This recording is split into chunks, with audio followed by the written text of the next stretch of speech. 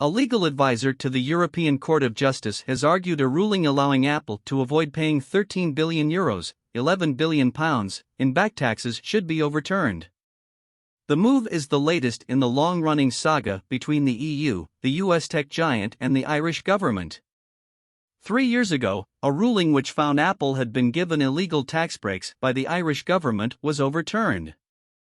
But Advocate General Giovanni Pitruzzella at the Court of Justice said the case should be reviewed again.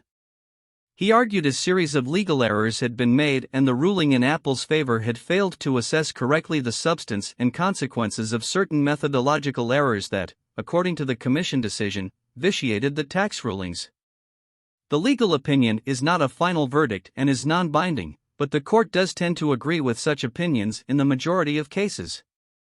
In response to the latest twist, an Apple spokesman said that the initial ruling allowing the firm to avoid paying back taxes was very clear that Apple received no selective advantage and no state aid. In 2016, the European Commission decided Apple had received unfair preferential treatment from the Irish government, allowing it to pay a much lower rate of tax than other companies.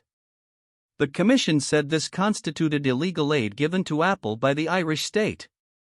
The affair became a symbol of the Commission's efforts to clamp down on what it saw as massive tax avoidance by multinational giants.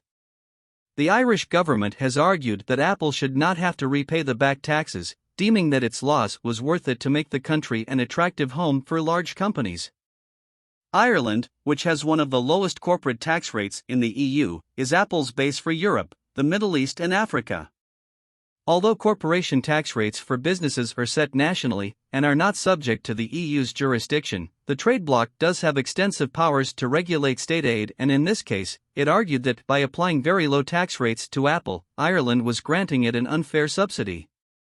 2 years ago, the lower court, known as the General Court, ruled that the European Commission's decision that Apple should pay back taxes was legally flawed and should be set aside, but that ruling itself could now be overturned after the latest twist.